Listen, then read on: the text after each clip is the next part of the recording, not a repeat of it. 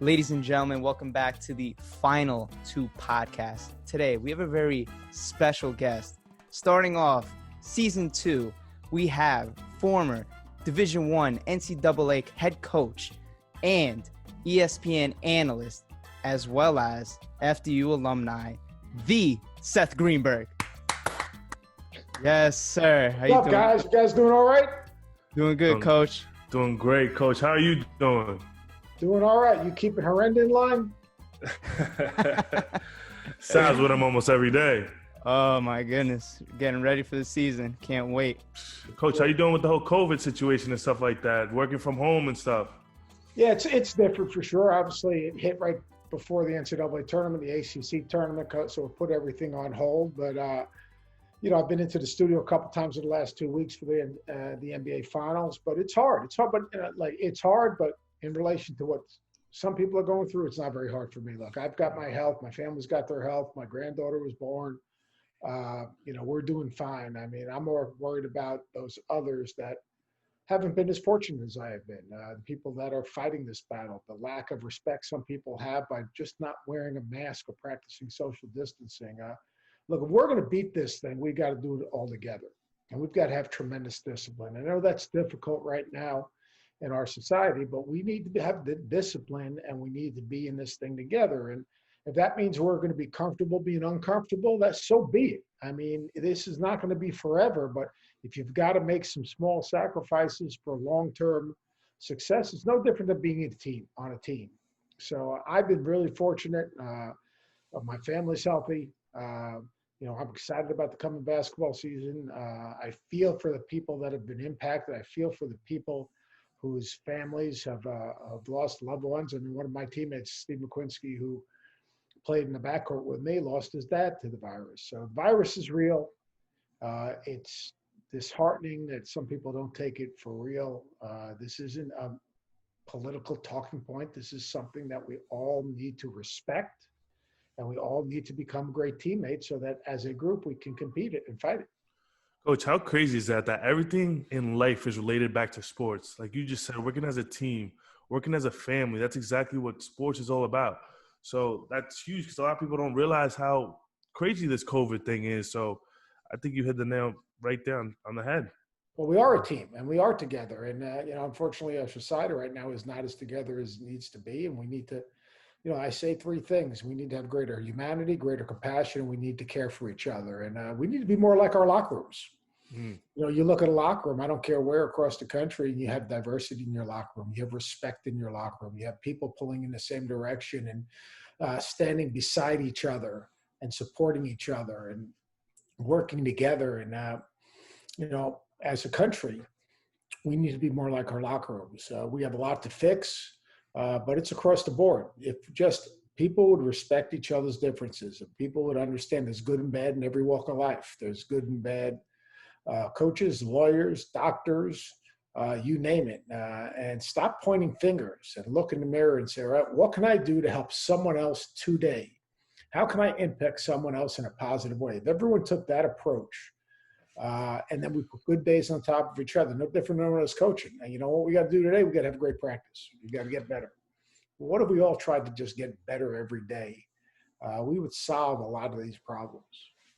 That's exactly why Sal and I created this podcast, to create that positivity, that smile on people's face, and show everyone that you can be positive during this COVID, these situations. Like having like yourself on the show is just, it's important to us to make people forget about this craziness. The world got flipped upside down in a couple months. So without a doubt, that's just what life we're living in. But I know we want to stay, bring to light a little more positivity and more smiles. So Sal, start off, baby.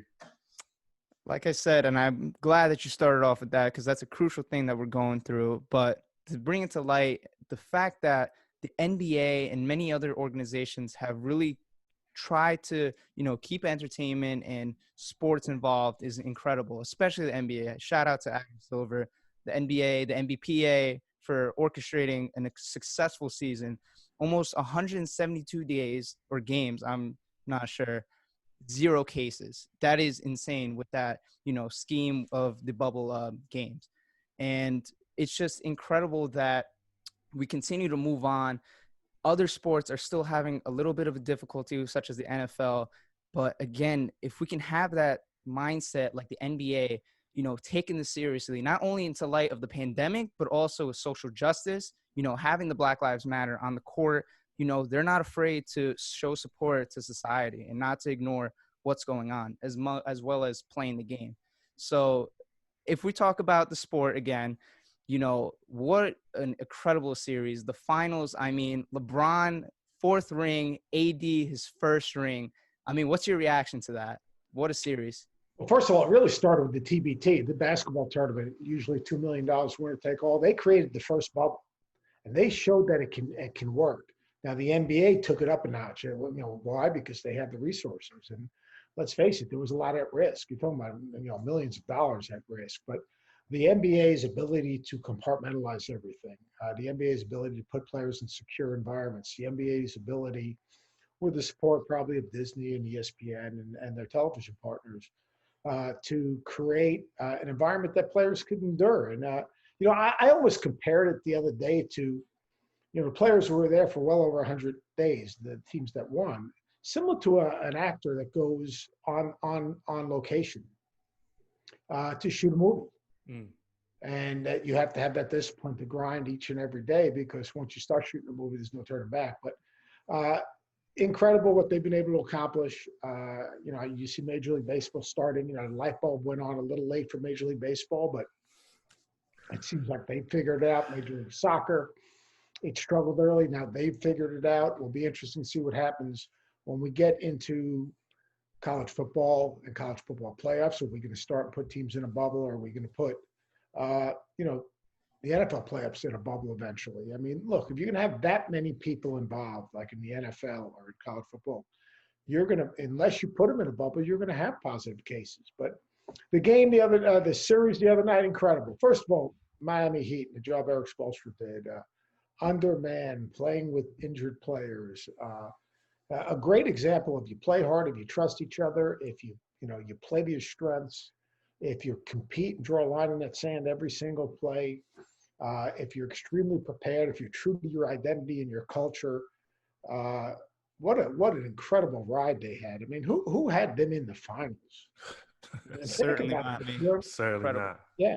Think about getting through the Bucks and getting through the Celtics, and think about, the defensive game plans to shrink the court and their defensive transition to keep Giannis out of the lane in transition. And think about, what they did in the series against the Celtics, and the emergence of Jimmy Butler as one of the great players in the NBA, and that toughness counts. Like all those minutes he played. Toughness counts. Identity counts.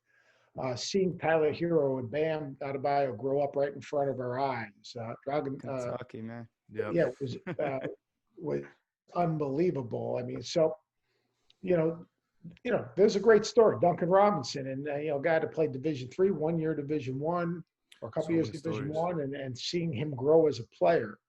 On the other side, you've got the Lakers and all the pressure that comes along with LeBron James and Anthony Davis on the team together. But then a guy like Rajon Rondo showing what winning players are, winning culture is all about, plays that he made, and different guys stepping up and embracing roles. Another thing that college teams can learn from. The NBA is a league of role players, except for the one or two really elite players. The best players play to their strengths. The best players don't show people what they can't do, but what they can do. The best players compete on both sides of the ball. The best players, when they're not in a game, are the best teammates. And that's what you saw. I mean, without fans in the crowd, if you saw the benches and how engaged they were and how involved they were and how much they cared for their teammates. It was good to watch. It was good to watch. It was healthy to watch. And, to me, I'm not sure it's the toughest. Like, I'll disagree with LeBron a little bit. I think that not having travel is hard. Is an advantage. I mean, not having to go back to Denver or whatever, but it was the same for everyone. So be it. But it was the most unique. It was the most inconvenient. It was the most, in a lot of ways, the most exhausting. Because, like when you're at Disney, going fishing or playing golf or, hanging out at the pool, or that's probably cool for about 2-3 weeks. Do it for 100 days. Yeah. I mean, and it's a little different. So look, I have so much respect for those players and the coaches and the sacrifices they made. And, I just thought, I was mesmerized the whole, I was locked in the whole playoffs. That, it was a blast watching. So would you say there's an asterisk on this? No, there's not an asterisk because everyone went through it the same way. But I don't agree that it was the most difficult. I think it was the most unique. And I think that, look, there was a level playing field. It was more of a level playing field than any finals ever because, you don't have to go and, you don't have to get in a plane and travel thousands of miles. Now, obviously, that would be hard on an older team, not as hard on a younger team. You don't have to go and play in the altitude. You don't have to, go through some of the thing. But then on the other hand, those guys were playing every other day. So I don't think there's an asterisk. I think, look, they earned and won a championship. They basically stood the test of time. Now, over the course of the early games, but more importantly, the playoffs, they were dominant. And, again, watching LeBron and the things he does, and, I don't know where he gets I want my damn respect. Everyone respects him. He's either the first or the second best player in the history of the game. How much more respect do you need? That's but the thing. A great example for you guys because everyone needs a cause. And I'm sure that Coach Herrera, like when I was coaching, you're always trying to create a cause. Yeah. You're always trying to create a reason to kind of elevate a team. And you know what? That LeBron uses that as motivation. And, that's good. But how hard he played and how he defended and when he played downhill and Anthony Davis, respecting yet doing his own thing. And you watch across the board that team, kind of emerge. I mean, Alex Caruso, what a great pickup. What a story. Yeah, Another story right there. Starting lineup for the championship game. I mean, you think about this. Alex Caruso, undrafted.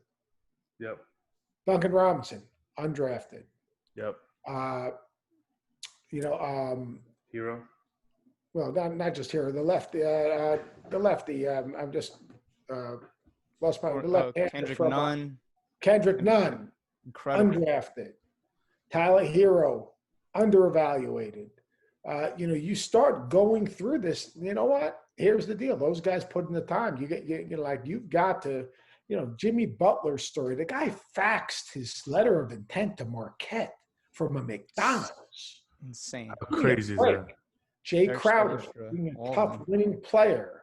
The emergence of, at times, Dwight Howard, who kind of was a Laker once, wasn't serious enough, actually wouldn't buy into the competitive spirit of the Mamba mentality. Now, he helped them win some games. So I just thought it was just so many good storylines throughout the bubble. The hardest thing now is looking forward to when is the NBA going to start up again? It's October. We'd be in training camp right now. Exactly. Yeah. So when does the NBA start up? That's the big question. So, Coach, if I could just continue with that, this was one of the longest seasons that we've ever seen. Not only did the pandemic take place, but with the social unrest, and now they changed their whole landscape. Again, going back to Ali's question, is this an asterisk? Absolutely not. And I hate that there's so many haters that say that. And I will say that I'll agree with you, Seth, that, it may not have been the most challenging.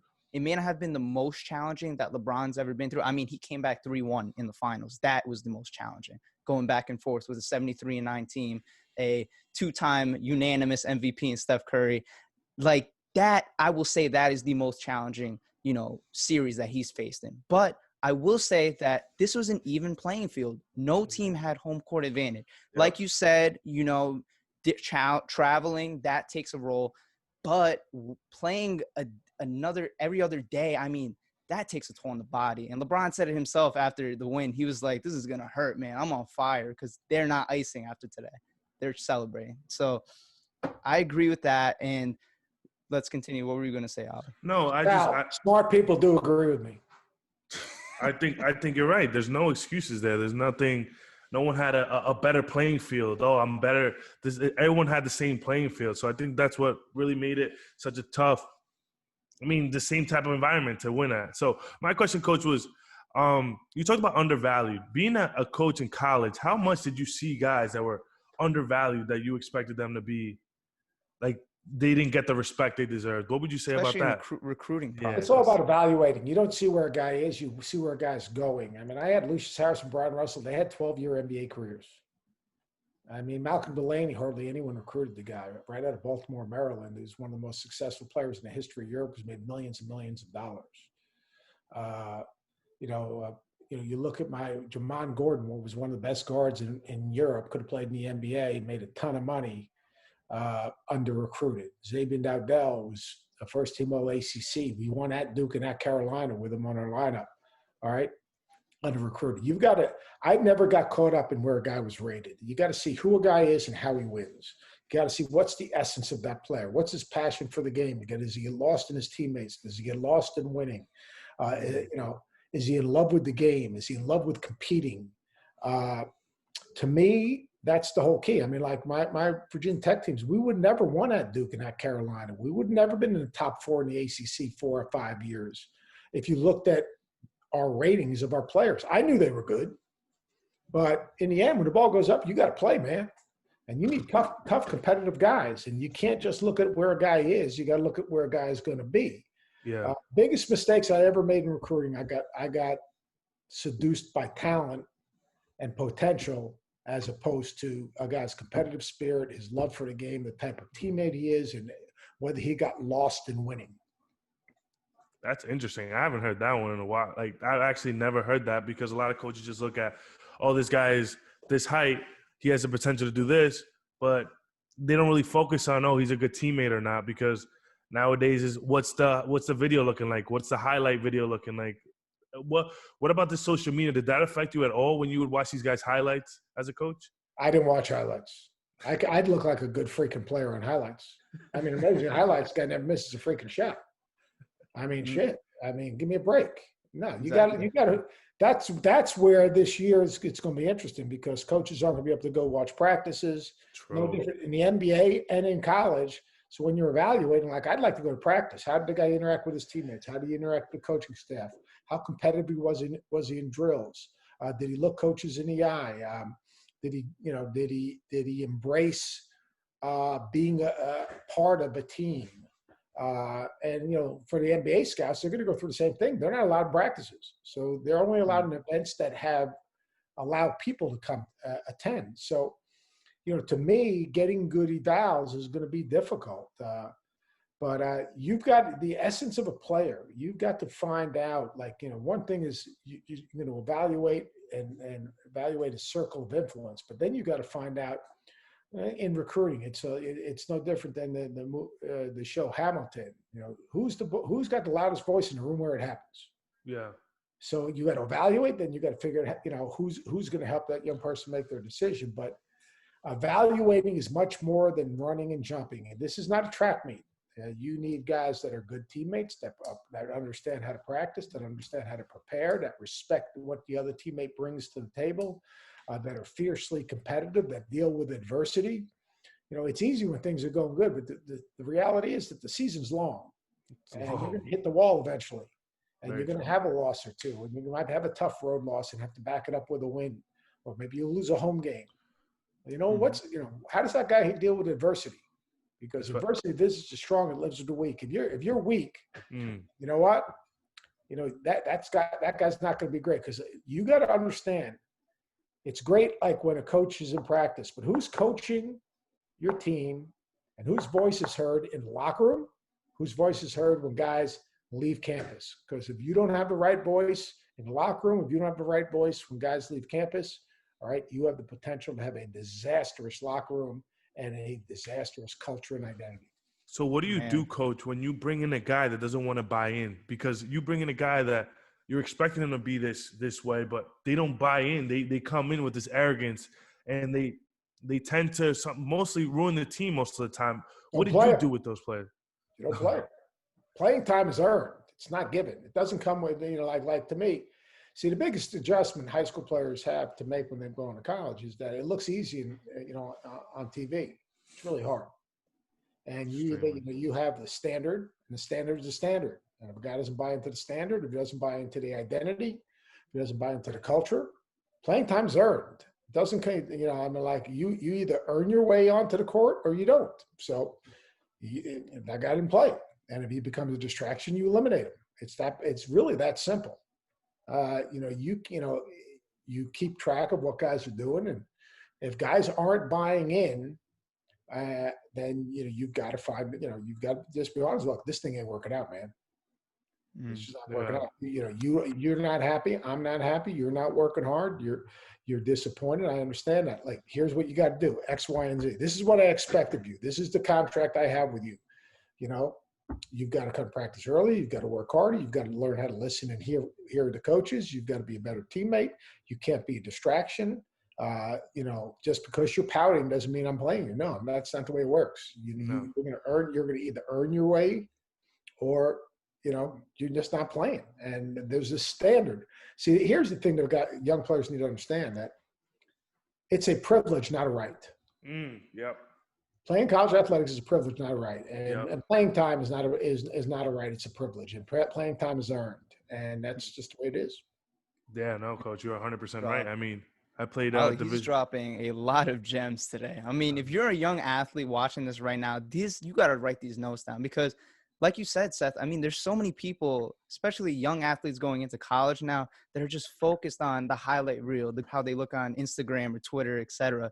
I mean, you're tough and rugged, and that's what these kids got to know. I mean, players like we were just talking about, Jimmy Butler, Duncan Robinson, these kids came out of nowhere, and now they're absolute giants into the game, and now they're becoming well-known. I mean, it's just phenomenal. And it goes back to, we had a previous episode with Coach Bruce Hamburger, the assistant coach at Fairleigh Dickinson. One of the great ones. One of the great ones. Amazing. And he mentioned it as well. I mean, I asked him, what's the recruiting process like in your eyes, in your perspective? And he says, I want to know how the player reacts to failure. If they're in foul trouble, if they're not having a good game, how can they flip the switch and become a leader? And it goes back to what you were talking about in the PDP event from Silverman College of Business, a phenomenal event in your presentation where you talked about, being a leader, especially in the locker room. So I ask you now, I mean, when you're in it's halftime, right? And you guys are having a poor game, you're losing, but there's a possibility to still come back. What do you advise your players to do and to really lead each other and to be positive? Stay true to your identity. Like here, you can't live in the past. You got to stay in the present. Like, what do we have to do? Obviously, it's the simple thing that every coach says: if you're down 10, let's get it. With 12-minute mark, let's get it to 5. All right, and then we'll play in from there. But winning and losing is a byproduct of what? Playing hard, playing together, being, competing defensively, getting stops, getting good shots, taking care of the basketball. All the things that you sell to your team each and every day, your core beliefs, your non-negotiables on what it takes to win, all right? Those are the things. You're not reinventing yourself. Everyone thinks people reinvent themselves at halftime. There are slight adjustments you make, but if you're reinventing yourself at halftime, then obviously you didn't do a very good job in practice. So it's not like you're making wholesale changes. It might impact how you go in the ball screen. It might impact how you double in the post. You might try to create a switch of a team switching to attack a certain matchup, or, there are certain things you can do coming out of timeouts. You might, go to a junk defense to steal a basket or something like that. But in the end, your identity is immediate. And your identity has got to be, right, in that moment in time. Let's get better at what we do. Coaching and winning is basically what are you going to give them, what you're going to take away. But in the end, all right, you got to take care of the ball. You got to get a good shot. You got to take people out of transition. And you got to be the more competitive team. I mean, you're not reinventing yourself. All right. Now, if certain players beating you, all right, you might have to change the way you guard. You might red defend them, which means deny them. Or you might say, all right, we're going to trap so-and-so out of ball screens. Like, it's real simple. You play the Lakers, you can't let LeBron James, you can't let them get in transition. You can't let him get in the paint, because if he does those two things, you're dead. Yeah. All right. At another level, all right, Duncan Robinson. All right, you got to make sure he puts the ball on the floor. You got to stay attached to him. You got to chase him, whether you're switching up on ball. So there are certain things. So if a guy gets out, whatever, we might red defend him, or so-and-so coming off ball screens, we're going to blitz him. He's not beating us off of that. We're going to make him make 2 passes, and we're going to have someone else beat us. But what do we have to do each and every day? We got to take good shots, have good floor balance, eliminate second shots, make sure our defense is set in defensive transition. All right. And then be the harder player, tougher team. And the hardest playing, toughest team finds a way to win. So, those are the type of things that you would, you're down at halftime. These are the things we got to do. We're not reinventing ourselves. These are just the things that we're trying to do. Incredible stuff, Mr. Greenberg. I mean, just hearing your words of wisdom, especially being a former coach for Virginia Tech and many other schools, it's incredible. And it's something that really all players, even people outside. I mean, for me, when I was at your event, I mean, it resonated with me because I'm in accounting, but I could still use that into my work ethic each and every day. And no matter what career you're in, it really, implies to be motivated, have a routine, continue to work hard, and to continue striving, never giving up. And as a coach, it just really resonates with all people. I mean, let's go back now before even coaching. Let's talk about, you're an FDU alumni yourself, a well-known one. We're on Hackensack. Of course, right on Hackensack, the Rothman, that's what I like to hear. The well-known areas in Hackensack and Teaneck. How was your college experience at FDU? How did that help you towards your career path and where you're at now? Well, the biggest things, I played for Coach LeBron, who was a great coach, who was one of the first guys that really did a great job teaching ball man defense. He was a tough man. It was a different era. But I selected Fairleigh Dickinson not for the communications program, even though that's what I majored in. But I selected because I wanted to coach, and Coach LeBron was so well respected. I knew that I'd have a foundation for my coaching career. It was, an hour and a half from my home in New York, and the Mike Renner recruited me. I developed a good relationship with him. I had great teammates. I mean, you look at my teammates. I mean, it's incredible. I mean, Richie Conrad, his jersey's retired. Jay Jorgensen's a judge. The guys that I went to school, they're all very successful. But I love Fairleigh Dickinson. I mean, it was a cool place to go to school. I mean, it was just obviously just across the bridge from New York. Campus was great. We played in Rutherford, which was not so great. But more importantly, the relationships that you build are with your lifetime. Like myself and my teammates, we started this organization, Teammates for Life. We basically raised money for teammates whose either families have been stricken with cancer or are going through some tough times. And we go around and we try to kind of pick them up, whether it's helping. We lost one of our assistant coaches. We helped with his funeral arrangements. It's other guys are battling cancer, and we're helping their families bring meals to them or doing some different things. So my relationships that I developed at Fairleigh are still rich and strong today, and we're still trying to do things as a team, and that's what it's all about. To me, it's a unique experience playing college athletics, and you have a shared experience, and that shared experience, if it's real, should last a lifetime. And if it's real, you should try to give back and pay it forward. And that's what we're trying to do. And, like I said, I had campus was a little different. We lived in the apartments at the end of campus, which no longer, I guess, the university sold. More students were on campus. So you guys have that big fancy new dorm close to the Rothman Center on the other side of the bridge. But North Point. Yeah, no. North Point. But Fairleigh is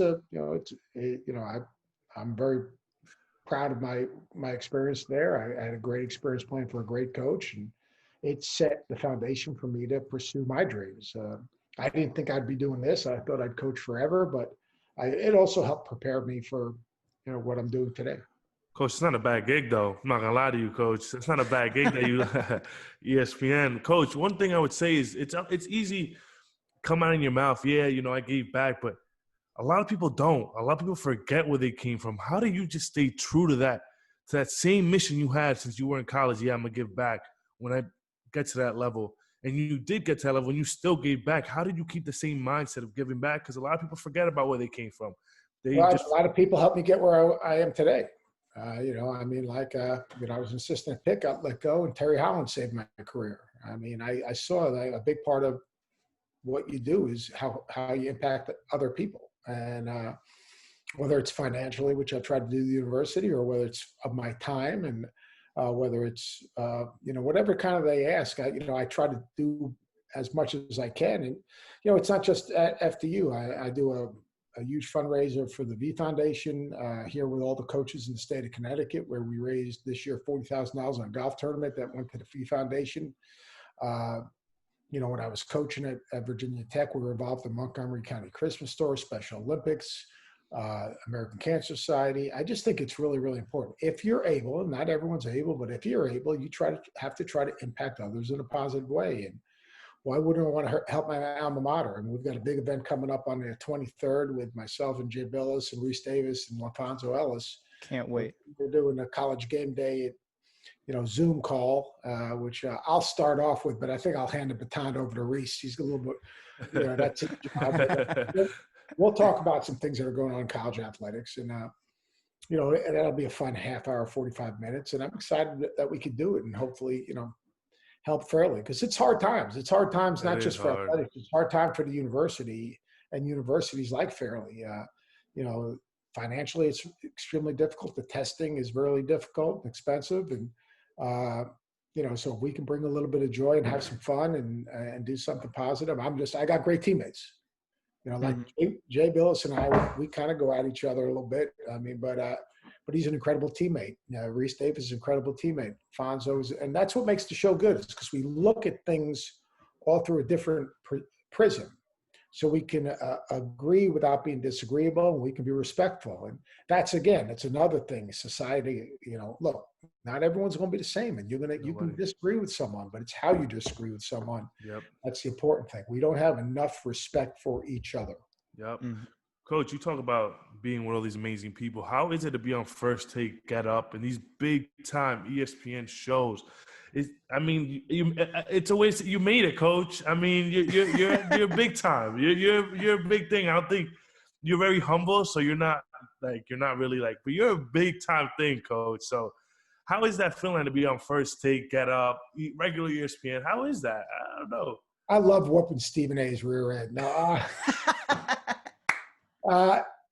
look, I don't look at it as I'm just talking ball. Look, I'm not curing cancer. I got a great platform. I'm very, very fortunate. I don't take it for granted. I work with incredible, incredible people, whether it's the producers, the directors, the research people, all the people you don't see behind the cameras that make our show great. All those people who all they want to do is for you to have a good show. And that's the selfless nature of ESPN. But whether it's, doing a sports center hit like I did the other day, with David Lloyd on the Lakers and the Heat, or whether it's game day, or whether it's calling the game, or whether it's, with Stephen A. or Mike Greenberg, or I'm not his uncle. He calls me Uncle Seth, but no relation. Greeny. But here's my job's real easy. I'm talking ball. I mean, I've done that my whole life, and I love it. Now, here, the other side of it is, when you do that, you're going to have the haters. You're going to have people, you don't like Duke, and that's because Coach kicked your ass over the time. Kicked my ass, kicked other people's asses also, but we got his ass a couple of times too now. Or you suck because you didn't go, you didn't offer Curry a scholarship. Well, that's not really totally true either. We did, but that's another story that it's not going to be publicly told. But here's the deal.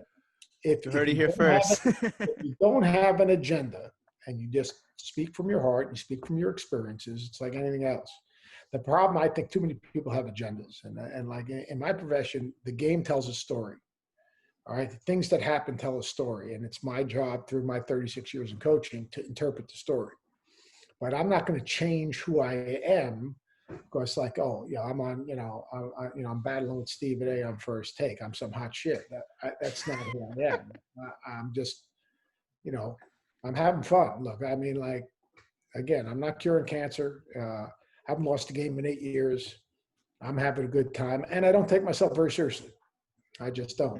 It's just the way it is. I took myself much more seriously when I coached. Coach, I mean, I'm quiet just hearing you just talk about how, you stay true to yourself no matter what, because these are your ESPN is a big thing, and I watch you all the time on there. To have you here in the podcast and be the same exact person you see on television, it's a hard thing to do. I feel like a lot of people lose themselves a little bit. I mean, I've been surrounded with a lot of MLB baseball players, and I've seen sometimes some guys act differently, but I mean, I think you hit the nail on the coffin. You got to just stay true to yourself no matter what you do. And I think, man, it's just amazing. I just like how also I would like to add how much you're a part. You have a lot of foundations. You're part of a lot of different things, which makes you great, Coach. Honestly, I look up to you a lot, Coach. And Thank you. I Big mean, podcast tomorrow, my man Ed Cooley tomorrow, Providence Friar, legend. Awesome. Can't wait for without that. a doubt. I mean, like I said, and on top of that, I can't wait for the event with the homecoming event that you were talking about with College Game Day and all those analysts. I mean, again, it's like you're sitting on ESPN. Like you said, you're very humble. You don't take yourself seriously, and you just act and stay calm and collective. Yet again, though, you're broadcasting to millions around the world, and I watch you every morning, whether it be College Game Day, Get Up. I mean, again, how do you separate yourself amongst these top two? Because we know Stephen A. Yes, he's going to be the loudmouth. He's attacking Max Kellerman, and Molly's always the one that's breaking it up. And I love both of them. They both, again, two different perspectives. Max, boxing world, and he's going to take the punches while Stephen A. is giving it to him. And in Get Up, Greeny's always the one, narrating everything. And then it's just you, maybe Richard Jefferson or whoever that's giving your take. I mean, you had a really big moment. And I was talking to Ali about it. I was like, wow, this episode blew up. You had 2 million views on a comment that you made last year in regarding the King. You had said he was the worst teammate to be playing with. And this was right when he joined the Lakers. Do you still stay with that comment even after a year later, after they won? Well, I was saying, what it was, if you remember, it was the time the Lakers were struggling, and he got taken out of the game, and the team was huddling, and he was talking to Tyson Chandler, I think, on the bench. And that wasn't leadership.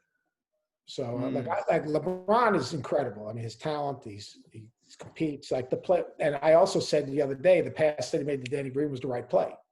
Absolutely. Okay, thank God. Yeah, thank God. Yes, Hold on. Thank God you said that, because there are so many people arguing that if that was Jordan, he wouldn't have taken it. And they put that meme from Jordan, the final Jordan dance. threw the ball to Kerr. And Kerr made it.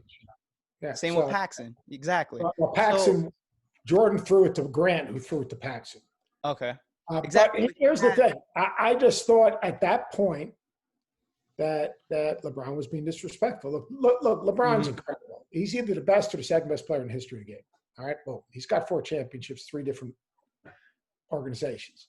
You can't just forever act like I'm not being respected or I'm just a kid from Akron. No, you're not. You're the first or second best player in the history of the game. That's your way. So he does it. In that same interview, I said it's incredible what he does with his school. It's incredible what he does in his community. But I thought at that moment in time, he was being disrespectful to his head coach. And, that was my opinion. I wasn't a hot take. I'm not a hot take guy. We'll leave that to Stephen A. We'll leave that to Stephen A. that in that moment in time, right? If a team is in a huddle, you can't, and your team's not playing well, you can't just screw this. We're not playing well. I don't want to be part of that. I'm going to sit over here and talk to Tyson Chandler, who's not even suited up. I just thought that was wrong. That I think there's a gazillion things. I think Damon Jones was on that set. There's a zillion things that I admire about LeBron, and most importantly is what he's done back in his community. Like his high school coach is one of my dearest friends, Keith Dambrot, was his high school coach, now the coach at Duquesne. And like I admired LeBron, but I mean, as a coach, would I want the first or second best player in the history of the world in a timeout to be, with a young team? Remember who was on that team now? That was Ball and Ingram and all those young guys and Kuzma. Man, like they need you more than anything. Yeah. Because you're trying to teach them how to act. And that was right after he tried to trade them all. No, that is a good point. There was more context of that. And again, I kind of, I had a bone with pick just because one, the way it was headlined, of course, there's going to be some clickbait, and that's why I got, over 2 million views. The headline was. I saw the jersey up there. I mean, absolutely. It's not like like.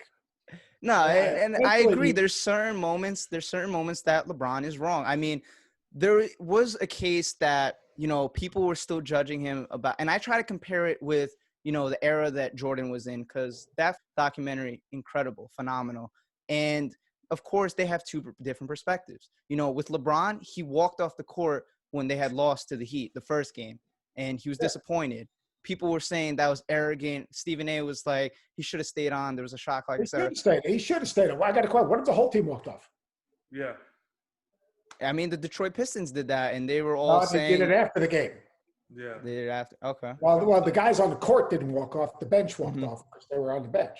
Yeah. Here's the thing. I mean, look, LeBron is incredible for the game.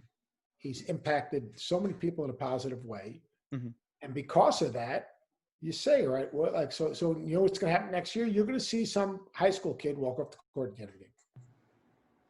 You know what? That's a good point. That's a good point. Comes with the territory. Territory. You know, I mean, and you know, look, now, me personally, what I said after that is I said he was sending a message to his teammate, this crap is unacceptable. And rather than going to the locker room and challenging those guys, he sent his message by walking off the court. Gotcha. Oh, that's a lot of sense. Which is an interesting thing. Coach, So go again, continuing, I mean, you're a member of the American Heart Association. Let's move it now. Back to you, Seth. Incredible work that you've been putting in. You're part of the American Heart Association, Coaches for Cancer, Boys and Girls Club. I mean, not only are you putting a lot of time into being an analyst each and every day for ESPN, but you're a part of different foundations. I mean, with all the sacrifice, I mean, what chose you to, you know, separate this time for yourself and to make time for these people and organizations? You got to use your little bit of celebrity to help someone else.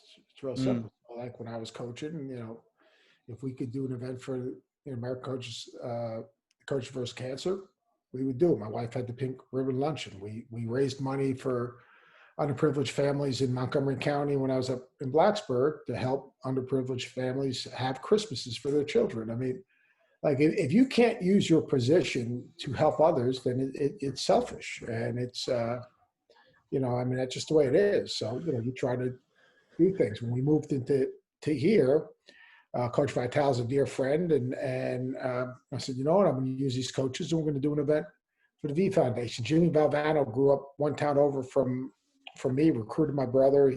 Bobby's is a dear friend. And, you know, you just try to, you know, you try to do something that, you know, like I say, you try to do something for someone else every day. And if you can use your contacts or your celebrity, which I don't look at as celebrity, but your contacts and the people that you know to help raise money to help others, you do it. Just the way it's really that simple.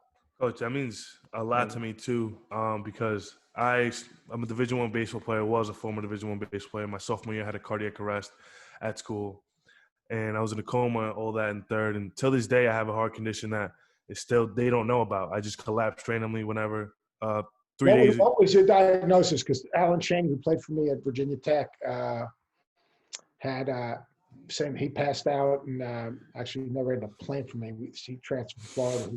I'm very, very close with it. Actually, he has started a foundation. Incredible guy. So I'm happy you're doing well. What was your diagnosis? They just my heart's perfectly fine. It's just some electrical with my heart. They don't even know what it is. So 4 days ago, it happened to me again. So, pacemaker? Yeah, I have a defibrillator. Thank God it woke me up, shocked me back to life. So when I saw you were part of that, and, you know, it meant a lot to me, even though I don't have a heart disease, or I don't know if it is, but, you know, it means a lot to me because a lot of people don't realize that I can't play baseball anymore. You know, I had a – You should go and look up Alan Chaney, Positive Diversity, which is his organization. He's the assistant women's basketball coach at Iona, but he had a very similar situation. And basketball he was a pro. He was an NBA player, but how he's dealt with it is incredible. Actually, in fact, he was over here he came over last year with his son, and his son left this little guy for me. Superhero. Wow. So my man stays on the desk, hanging out with me. Yeah, no, it's insane. I mean, it's just something that unfortunately I can't play the game I love anymore. But, you know, it's just about bringing positivity no matter what, through another shed of light with this podcast, with doing the best I can, influencing the youth, even though I'm not anyone big as of yet. But, you know, it's just every day we're fighting for that. So if it's from someone that has a heart condition, I want to thank you for being part of that association. So it means a lot. Coach, I mean, I want to thank you for even coming on the show. listen, there people are asking us, how are you even getting people like Seth Greenberg on this show? And again, I have to thank FDU for making it possible, you know, even Coach Greg Horrenda with the connections and all of that, because it really just brings into light that anything is possible. You can meet and connect with people that you never thought you would. And like I said, your presentation, it resonated with us. We've been doing this podcast, you know, since April, heart of the pandemic. You know, Ali reached out to me talking about, you know, like you just mentioned, I mean, he had to retire. He was going through it. He was through depression. And, you know, I was like, you know what, let's do this. Let's reach out to people that maybe are facing same problems like us. Maybe we can help the youth, kids that are in high school or younger. Realize they're not so alone. They realize exactly they're not alone, and they can learn from us. I'll hook you up with Al. Al would be a great person for you to talk to. Hey, Coach, whatever. Sal will send you my email right after this. But yeah, I would love, you know, it's just absolutely love to hear any more. But this is exactly why we created this podcast, to explain to people that you're not alone when you go through things. You got to keep on fighting. People like Coach is an inspiration. Sal and I have learned so much from this short amount of time we've spoken to you. So it's just about bringing light and shedding light to just keep on pushing forward no matter good what. Days on top of, hey, I've been fired twice, guys. Put good days on top of each other. Don't look back, look forward. Mm-hmm. Yep, 100%. And we talk about that all the time. We talk about how our guests are able to cope with failure, how they can overcome it and then succeed. And you are one of the examples, Coach. Like you said, you've been fired twice, but then you went on and had a great coaching. I mean, 35 years in coaching, becoming a huge successful analyst, and on top of it, being a part of these foundations. I mean, you can't write it out any better than that. Come on, Coach. That's round insane. of applause for that. You can smile a little bit for that one. Come on, Coach. Incredible. Coach, we thank you for coming on. My pleasure. You guys be safe. Make good decisions. Put on your damn masks. We'll get through this thing together. Absolutely. Ladies and gentlemen, this has been the Final Two podcast. Thank you for coming on the show, Coach Seth Greenberg. Peace. Be good, guys.